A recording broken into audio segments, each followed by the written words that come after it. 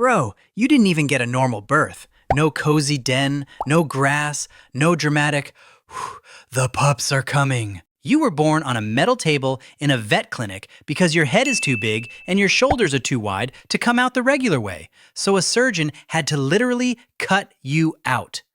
The vet lifts you up, clears your airway, and you take your very first breath. And even that takes more effort than it should. Your mom is still knocked out on the table. She doesn't know what just happened. Neither do you. All you know is you're here. Tiny, warm, confused, already expensive. Welcome to the world, little guy. Welcome to life as a French bulldog. At first, everybody is obsessed with you. The humans see your round head, your flat little face, and that permanent grumpy expression, and they just completely lose it. You look like a tiny old man who got stuck inside a potato, and somehow that is considered peak cuteness. The thing is, though, every single feature they're cooing over is also quietly making your life harder. Your face is flat, your nose is tiny, your throat is packed like a rush hour metro. And a few days in, you start learning the first real rule about your body. Breathing is not automatic. Breathing is a whole activity. Not like you're choking every second. It's more like every breath has to squeeze through a nose that's too narrow, travel down a throat that doesn't have enough space, and pass by soft tissue that's just sitting in the middle like furniture someone left in the hallway.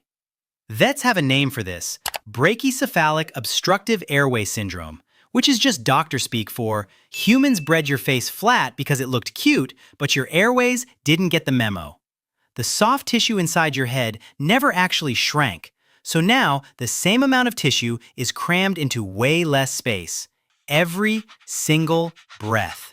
The humans hear your little snorts and think it's adorable. They say things like, "Aw, listen to his noises." But those noises aren't personality. That's traffic. Air is trying to get through, and your face is out here being a roadblock. Still, you grow, you eat, you wobble around the house like a loaf of bread with legs. You meet the rest of the household. The floor is slippery. The couch is huge. There's a human child who runs directly at your face level at all times. You chase them anyway. You stumble over your own paws because your legs are short, your body is dense, and your center of gravity is less athlete and more a brick that has feelings. You crash into the couch, then you sit up, look around, and carry yourself with full dignity. As far as you're concerned, you didn't fall. You made a decision, and you stand by it. Everybody laughs. Nobody expected you to be fast. Nobody expected you to be graceful. That is not why they paid for you. They paid for you because you're simultaneously funny, cute, serious, and completely helpless. And humans are dangerously weak against that combination. For a while, life is actually pretty solid. You play indoors, you steal socks, you nap in positions that should not be physically possible. You snore louder than any animal your size has any right to snore. The breathing problems start to feel normal to everyone around you. The snorts are cute. The snores are funny. The little breaks after running, that's just how Frenchies are. Then summer hits, and suddenly the thing everyone was laughing at stops being funny. Other dogs sprint around the garden, roll in the grass, chase birds, and come back panting but fine. You trot to the end of the garden and start overheating before you even reach the fence. Here's the thing about dogs. They cool down by panting. Panting moves air across the tongue and throat and carries heat out of the body. But your airway is too narrow to move enough air fast enough. So while every other dog is basically running a built-in air conditioner through their mouth, yours is working like a broken fan in a 40-degree room. The heat just stays inside you. After 4 minutes outside, you sit under the garden table and stare at the other dogs. To humans, you look like you're judging everyone, like you're silently disappointed in the choices they've made today. But really, you're just overheating. Your owner rushes you inside, cranks the AC, and watches your breathing with that slightly panicked expression that is going to follow you for the rest of your life. From that day on, summer has rules. No long walks, no hot afternoons outside, no running, no getting excited when the temperature climbs. If it's above 22 degrees Celsius, your outdoor plans are getting canceled. You are a dog who cannot safely enjoy summer like a normal dog. That's your reality. And then, because one problem was apparently not enough, your wrinkles join the chaos. The humans love your wrinkles. They touch them, they photograph them, they say your face looks so expressive. But those little folds? They're warm, damp pockets of skin rubbing against skin. And warm, damp pockets are exactly where bacteria and yeast like to move in and set up a whole household. By 6 months old, your face has essentially become a luxury apartment complex for skin infections. The folds around your nose start itching. They smell bad. They turn red. So now your human has a new morning ritual: face maintenance. Every single day, they hold your head still and wipe between your wrinkles with medicated pads. You hate this. They hate this. The bacteria, however, are absolutely thriving. You sit there with the expression of someone experiencing a deep personal injustice. And honestly, you are. Because most dogs don't need their face cleaned like an old kitchen sink. But you do.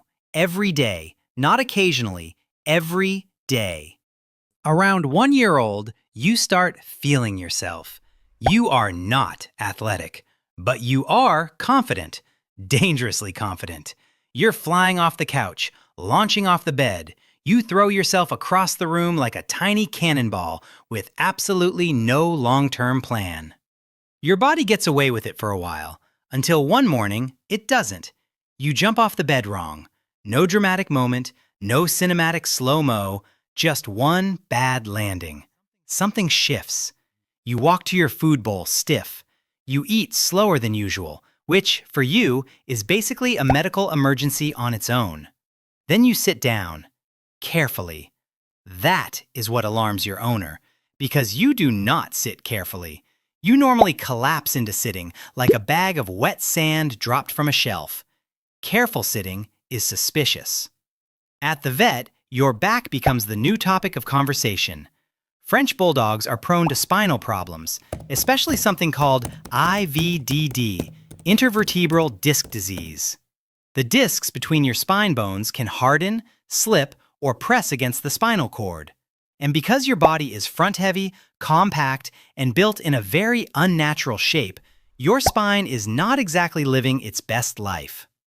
The vet says it's a disc episode. The prescription? Rest, medication, no jumping, no stairs, no couch launches, no bed launches. Basically, every fun thing is now illegal. For 6 weeks, you stare at the couch like it personally betrayed you. Your owner buys ramps, blocks the stairs, moves furniture around. At this point, your spine is basically the interior designer of the entire house. You recover. You go back to stealing socks. But something has changed. Now everyone knows your body has a weak point.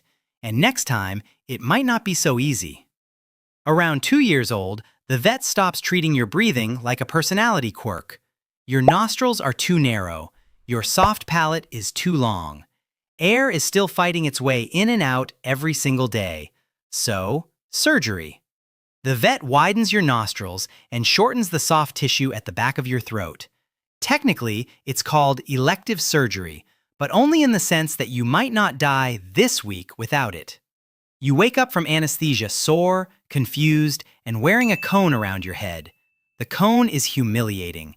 You don't understand surgery. You don't understand airflow.